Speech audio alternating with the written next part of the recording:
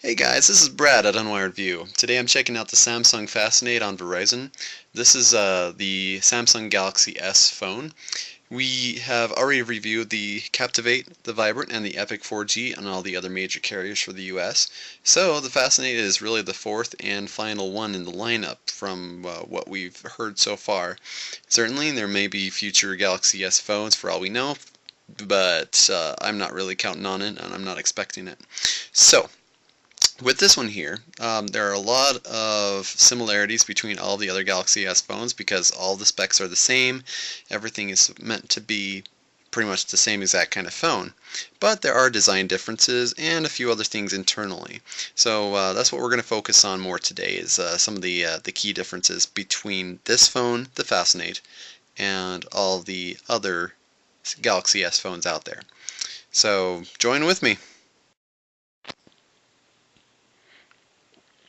Okay, so one thing that you'll notice on here is near the top here, there's actually a little, come back, little settings button. What the settings button does is it actually has a place where you can switch the order of the different home screen panels. It shows all of them here. So pretty nice and convenient to have here. So let's say I just wanted to take this one. I can drag it down and I can move it over to wherever the heck I want. Alright, then if you look a little bit closer, I know it's hard to read here, but basically this here says set as home. So I can take any of these screens and make that my main go-to page. So now whenever I go down, now this is my home screen. And then I can move back and forth at that point.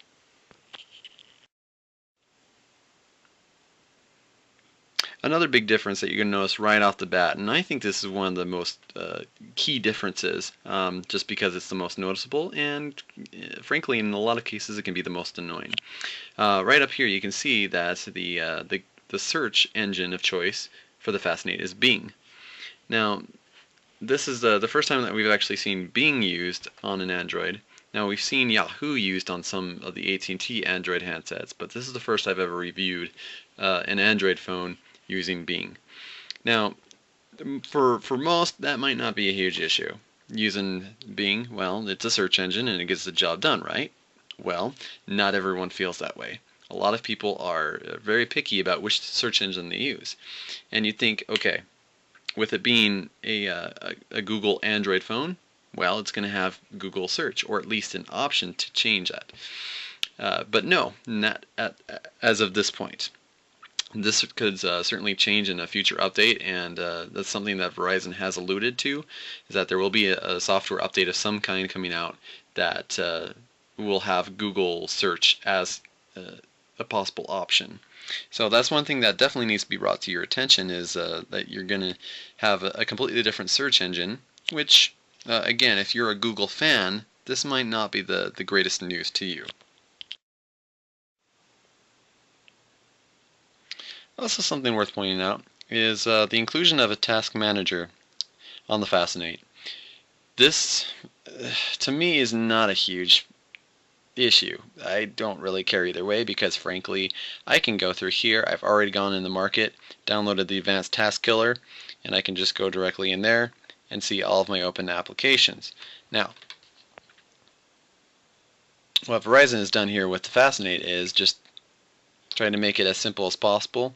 So you can go into the task manager here, and it's actually pretty decent looking at it. You can see all the available apps. One thing that I also like to point out here is that you can actually see this widget here showing that there are 8 active applications. So these applications here, that's our task manager. So I can go in here and access any of these. And since I can go into each individual one, and then each one, if there's certain ones.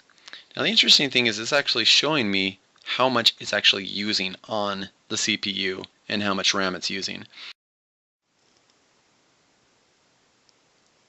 Take Twitter as an example. In Twitter I can tell right here that I've got almost 15 megs of RAM used, and the CPU is just a little over 0.5%. So not a whole lot of emphasis going into Twitter at this particular point in time. Certainly, the more I use the app itself, or the more apps are running in the background, then I might be more worried about the battery life being drained a lot faster. Certainly this has always been an issue with Android, just simply because it's really easy to have all these apps running in the background.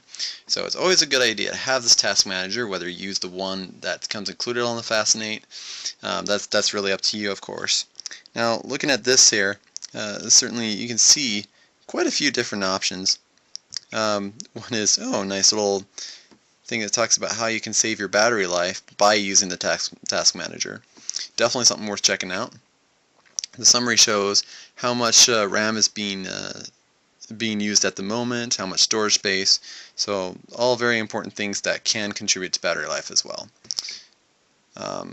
Also with the packages, this just shows a lot of the apps that I've downloaded from the market. And I actually really like this because, and I know it's hard to read just given the video here, but like right here, these are all options to uninstall the program. So if I downloaded something and I just decide, really, it's not for me, I want to get rid of it, I'm not using this aquarium free, so I'm just going to uninstall it. And that's all I have to do. So this honestly makes it a lot easier for me to be able to go in and uninstall apps instead of having to go in the old-fashioned way to settings and applications and do it that way. So yeah, to me it's worth at least checking out. It might be worth it to you. Now this I also can find very handy. This widget right here actually points to my Verizon mobile. So in essence, this just shows an overall viewpoint of how much I've used, how many minutes, how many text messages, and most importantly how much data I've used. So I can go in here, and this one reads 258,000 kilobytes, so roughly around 250 megabytes of overall usage for this current month. And so I can go in through here, let's see here, go back to the main menu, and there's going to be all these other options that I can look into. So if I wanted to make payments or just view my bill overall, I would be able to do that.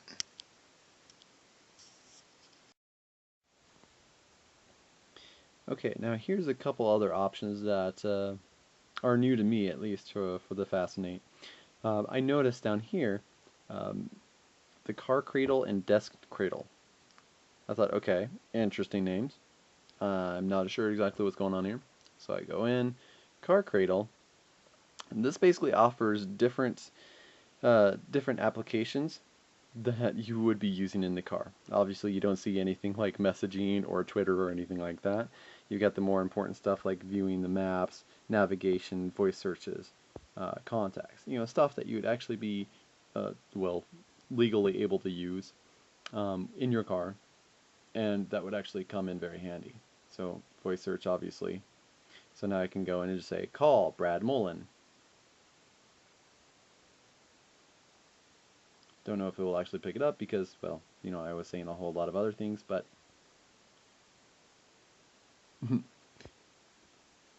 yeah, it picked up something completely different. But that's alright. I won't worry too much about that. But I do find that really intriguing, actually. I like that. So you can just simply make that into a shortcut and go in there and find all of the easy access to stuff you would want to have. Now this here is the desktop cradle.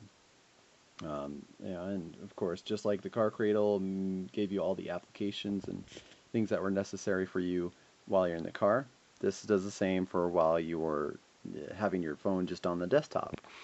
So date and time, voice search, alarm clock, just a few other random things. Now I don't know if I would necessarily use this too much myself, not as much as I would use the car cradle. But I do find it interesting nonetheless, and I love how I can just leave this here on my desktop, and from far away I can see what the date and time is without having to worry about it. So to me, that's really where the intrigue comes. So now that you've been able to see some of the key differences of the Fascinate versus the other Galaxy S phones, I invite you to check out my full review at unwiredview.com. It's going to be posted up there. And it's going to show a whole bunch of pictures, screenshots, all of my opinions and impressions and whatnot. I invite you to come check it out, and also feel free to leave a comment either here through the YouTube or through unwiredview.com. We'd love to hear your feedback on this particular device and what you think of it. I look forward to seeing you guys there. Thank you.